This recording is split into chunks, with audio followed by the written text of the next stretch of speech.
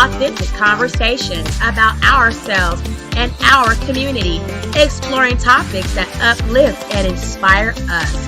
From personal growth to social change. So grab your teacup and get ready to join the conversation.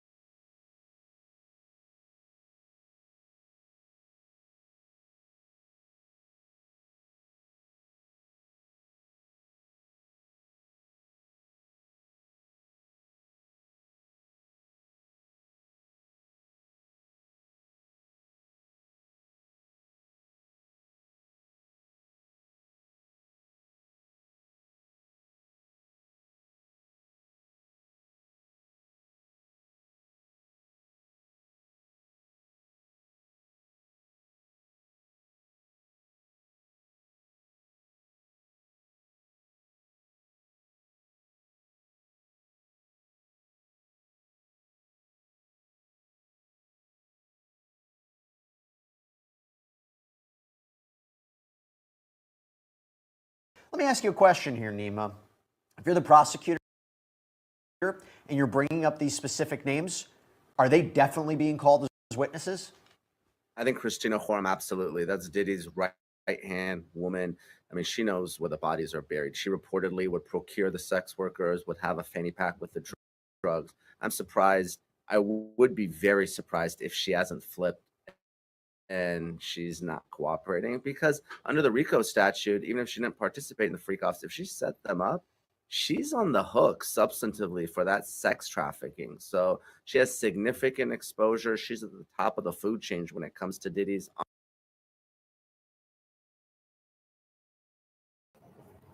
Okay, question. RICO, right? You automatically think of drugs. They say Diddy has been a long time addict, 30 years or more. Diddy has been, sniffing the pink cocaine, right? Is that not something that the feds sought out to maybe? I know they arrested his little, the little white guy, the mole or whatever you call him, person that was, running things back and forth for Diddy at a time. Where is he at? Like, this is a federal indictment, y'all. Where is the little white guy that was getting on a plane or something? I think he was with Diddy, and he had a briefcase full of drugs or something of the sort. And they said that he was essentially a guy that Diddy had running drugs for him, his mule or however have you. Where is he at?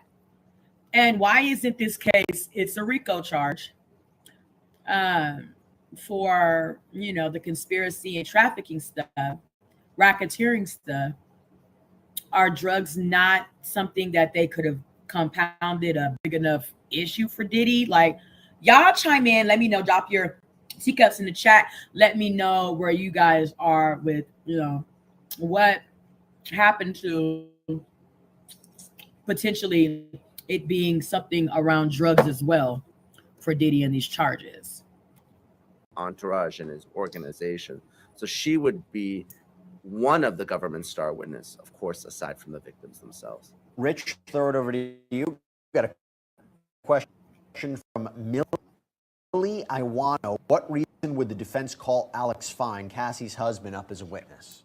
Well, we were talking about this earlier. I don't know unless he's going to verify that she told him certain things, although I'm not even sure that would be admissible. Or maybe that he witnessed violence. I don't know, because I don't know how long he's been in the picture.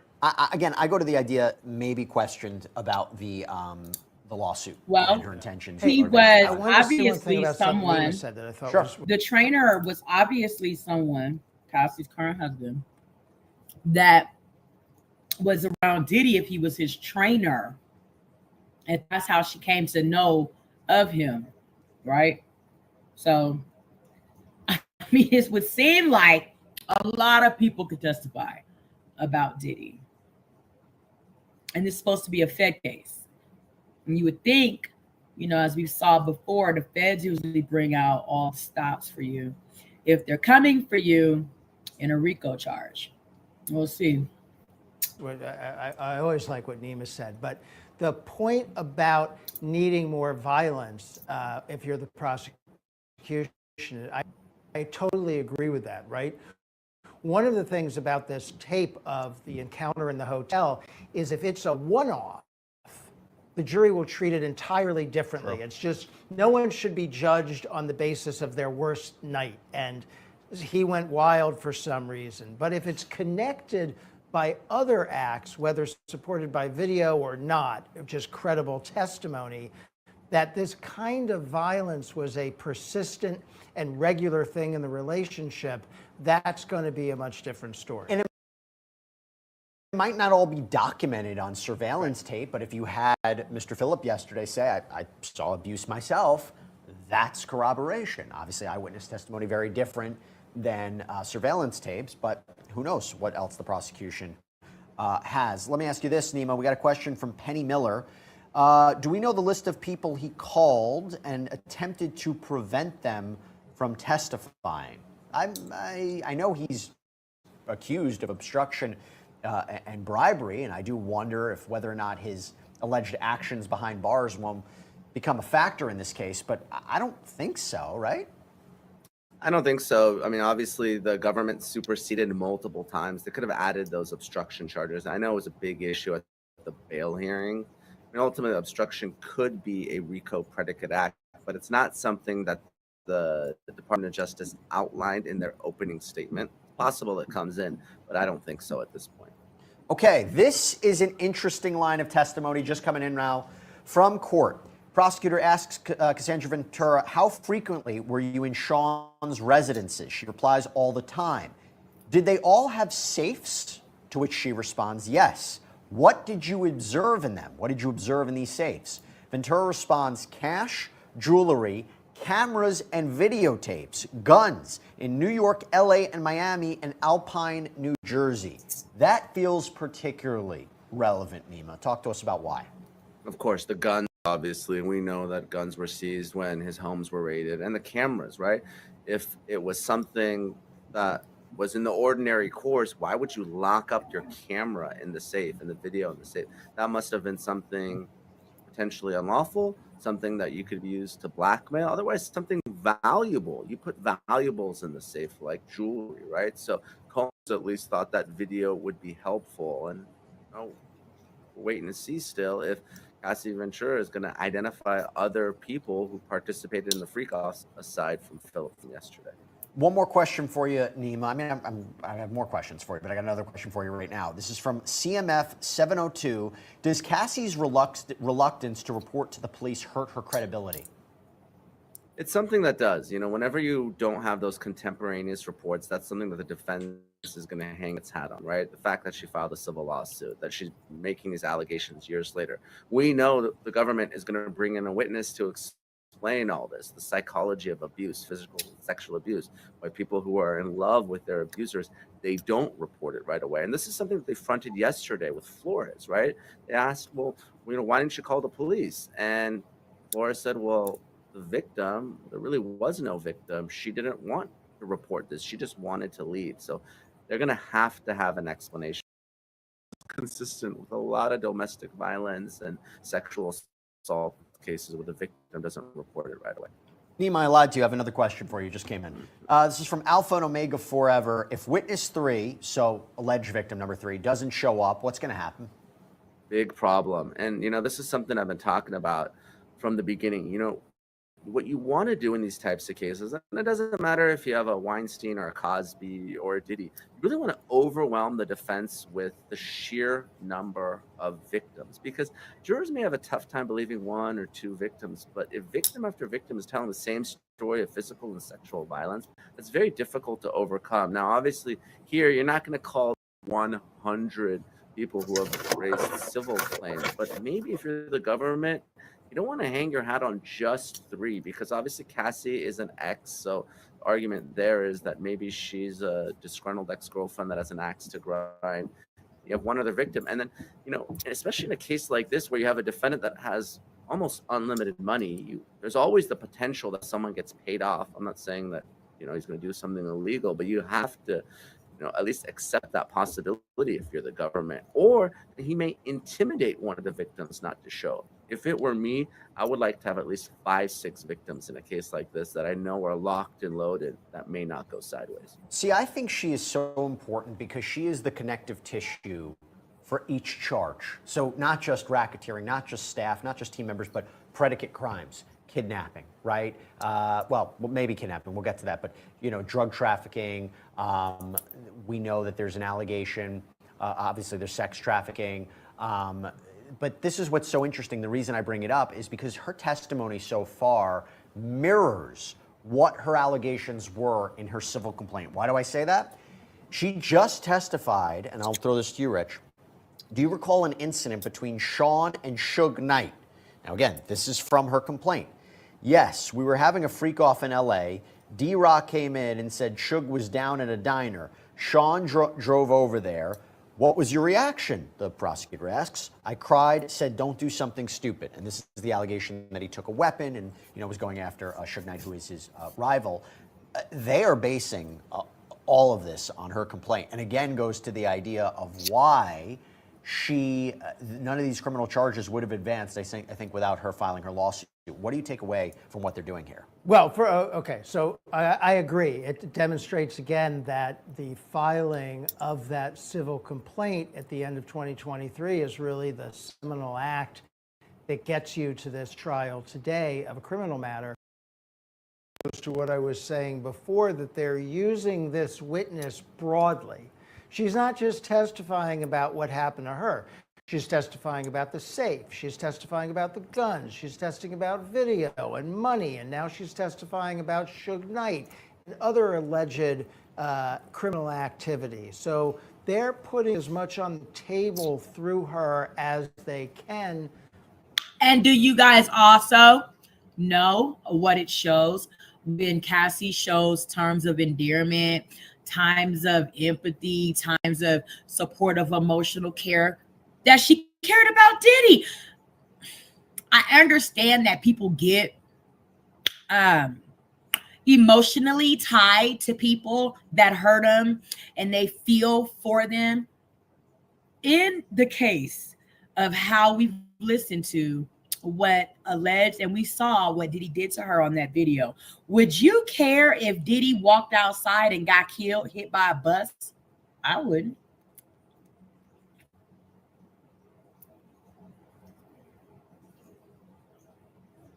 Okay, like, come on. It's not like Cassie's one of these 1930, 1950 women that mentally, emotionally, financially, she was physically, brainwashed and abused in that sense to where you can't see your hand right in front of your face type shit. You can't see your nose on your face despite your eyeballs type. Like, what?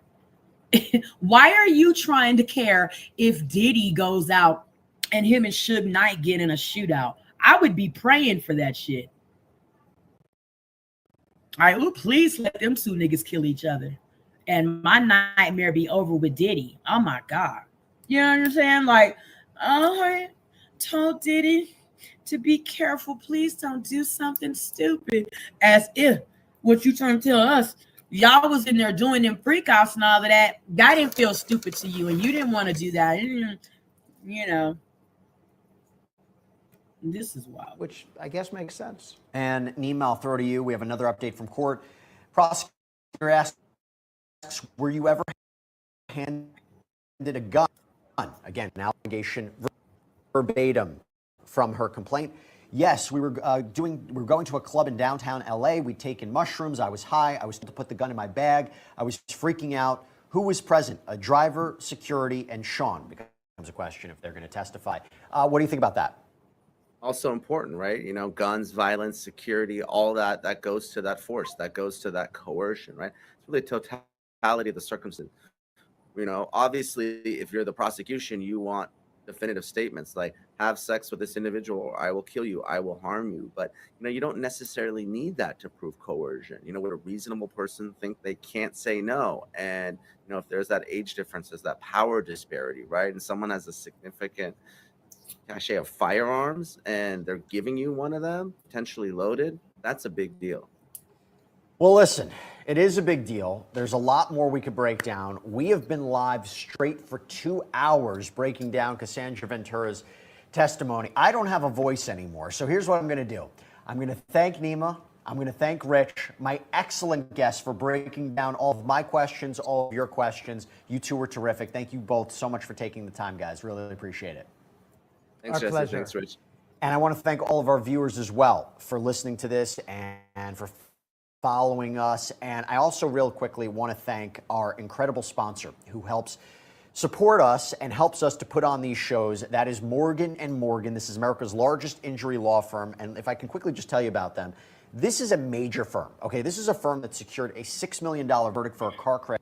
All righty. So I've got a few minutes before I have to log into a Microsoft Zoom meeting.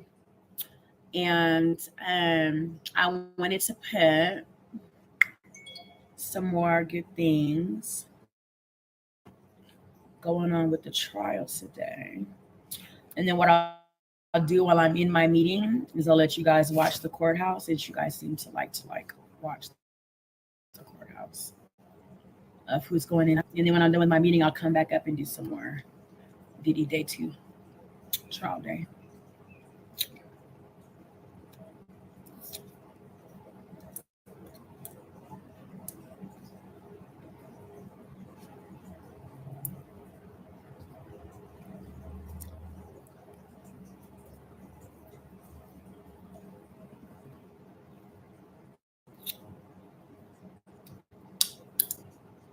Did you know that almost any question you have about While they are paying bills on ABC News, we want to thank all the sippers. Not too many today, but that's fine. We're on day 2, and we're going to continue to cover the Diddy trial. Okay, Cassie testified today, and that's what we're doing. Hold on, like, what the hell just happened? Hold on. Okay. So, day 2 of the Diddy trial convincing. In New York in May. Combs had his famous white parties. So I moved to a new neighborhood and they were like, well, what's this guy doing moving here? Everybody, come on over to the house so y'all can get to know me. You ain't got nothing to be afraid of. Some of the alleged activity may have occurred in the later hours of those parties. Kids have like an hour left because this thing turns into something that when y'all get older, y'all don't want to come to. And there are a lot of questions. What he's exactly charged with, who's going to testify, what this case is going to look like. But before we get to those questions, we want to remind everybody how we got here. a new lawsuit filed by R&B singer Cassie? Cassie describing the music mogul as a vicious, cruel, and controlling man. The whole criminal case against Sean Combs starts with a civil case brought by his former girlfriend, Cassie Ventura. alleging that she was in an abusive relationship with Sean Combs. And just a day after word of a settlement. The lawsuit was settled with no admission of wrongdoing. That lawsuit settled almost instantaneously, but it gave federal prosecutors in Manhattan a window into the kind of conduct that went on, allegedly, in Sean Combs' life. New civil lawsuits. A series of new civil lawsuits facing new lawsuits from 6 accusers. Once Cassie filed her lawsuit, that opened up the floodgates, and there was this avalanche of civil claims that also helped inform prosecutors as they built a criminal case against Sean Combs. His accusers painted a dark picture of a sexual deviant who preyed on young women and men looking to make it in the industry, all of which Combs has denied. The truth will prevail that Mr. Combs has never sexually assaulted anyone, adult or minor, man or woman.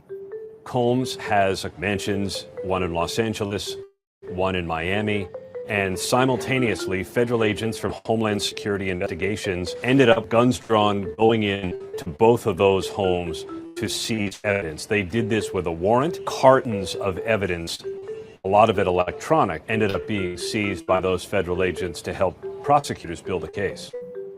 It's on tablets, it's on phones, because according to federal prosecutors, Sean Combs liked to... So I think zippers are going to do is I think that they're going to hit, because this is the Fed. This is RICO. You cannot bring weak sauce to a RICO charge. You're going to get sued. Didi's going to sue the feds if they have absolutely nothing on him correlating to what they're trying to charge him with when he walks out of the courthouse. Didi's going to sue him, period. So I'm thinking he's going to, well, not him, excuse me. The prosecutors are going to come with something off of this audio video situation. Okay, and they're going to use that as to their best of their capabilities to try to get an indictment on Diddy, a conviction on Diddy. Okay, that's what I'm believing may occur. Film himself and others in sexual situations, and a lot of these videos are going to be played at trial, and so prospective jurors are being asked if they mind looking at all of this stuff, because they may see quite a bit of it once the trial begins. Right now, Sean Combs is being housed at the federal jail in Brooklyn. It's called the Metropolitan Detention Center, and he has been there since his arrest at a Manhattan hotel.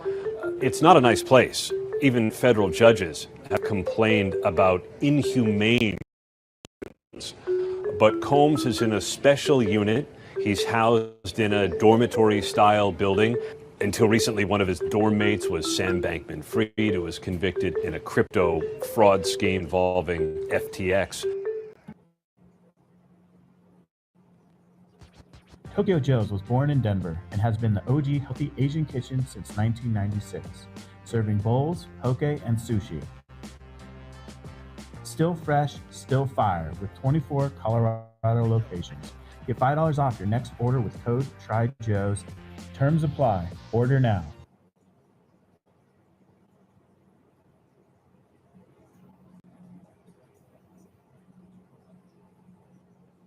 Jellyfish Lighting is an all-in-one permanent exterior lighting system. Through an app on your phone, you are able to decorate for all holidays like Christmas, Halloween, Easter, and 4th of July, as well as set nightly programs to turn on and off from sunset to sunrise, or customize static times.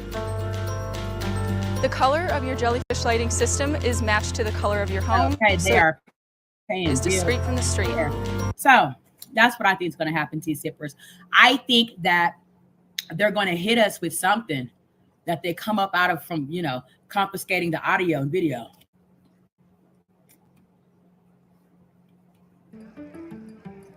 Combs' trial is scheduled to begin on May 5th with jury selection. The plan is to bring several hundred prospective jurors into the federal courthouse at Lower Manhattan for as many days as it takes to seat a jury of 12 plus 4 alternates, all of whom will swear they can be fair and impartial, even if they've heard of Sean Combs. And really, who hasn't? There are no cameras in federal courts anywhere in the United States. And so this trial will not be televised, but we and a lot of other reporters will be there covering it, and that's how the public will learn not only the evidence against Sean Combs, but we'll be looking for how he reacts to it. We've seen him a lot in court, and he presents fairly upbeat. He comes in with a smile on his face, hugs for his lawyers, gestures to members of his family who have sat in court there to support him. He looks a lot grayer than he did when he was first arrested. You're in jailhouse beige, although at trial he may well be in civilian clothes. But he's treated like any other criminal defendant that we've seen.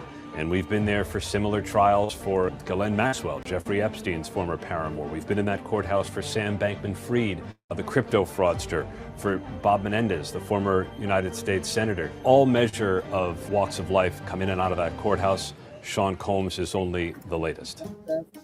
Combs faces 3 federal charges. Racketeering conspiracy, a RICO case, is probably the most serious and expensive and covers about 20 years of alleged criminal conduct. He also faces sex trafficking and prostitution charges. And taken together, federal prosecutors allege that for years, Combs has coerced, forced women into sexualized situations against their will, threatened them with violence if they didn't participate, and brought male prostitutes into a relationship in order to have what court records call freak-offs, which are basically sound a lot like orgies. Women, according to federal prosecutors, were put into these things. The rooms were stocked with baby oil and other supplies. There were cleanup crews in the end, IVs to help restore people physically after what they were made to do, according to the charges. And the jury is going to hear about all of that. Combs' defense team has said that the evidence so far is just an interference in the private sex life of Sean Combs. And what's depicted in videos or said by witnesses or alleged victims isn't crime, it's consensual sexual activity. There's not the slightest inkling, according to the interviews that I've done, of anything that's coercive, non-consensual, and it was adults and consensual, and everybody who was there wanted to be there. Will the jury buy that? We don't know. It will depend in large part on how the alleged victims testify, how they're cross-examined. But so far, the defense strategy seems to be to suggest that this was consensual activity, maybe until it wasn't, but it is not the kind of criminal activity that prosecutors portray.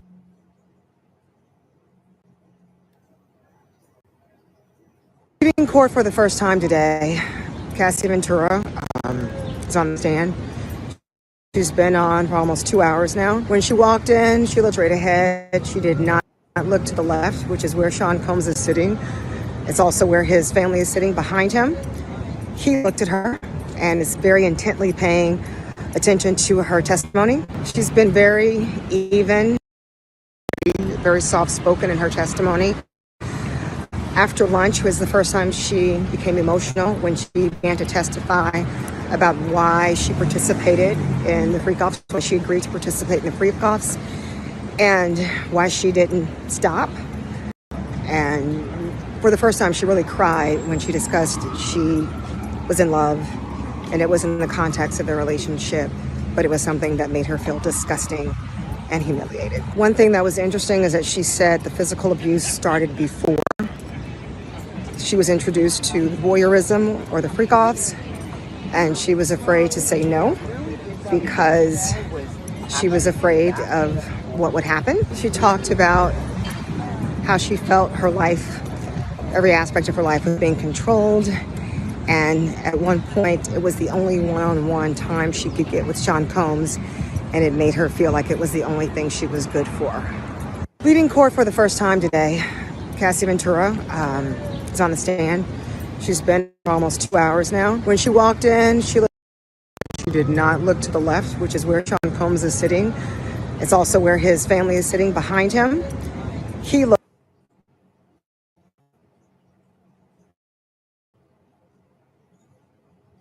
So it's just really a lot of just the testimony of Cassie, a lot of what we already expected. A lot of what we already expected. Okay, so we're on day 2. Thanks for watching. Remember to show your support by liking, subscribing, and sharing. It's a blessing. Keep your teacups filled and ready for my next upload. Until then, stay inspired and remember, always stay dipping.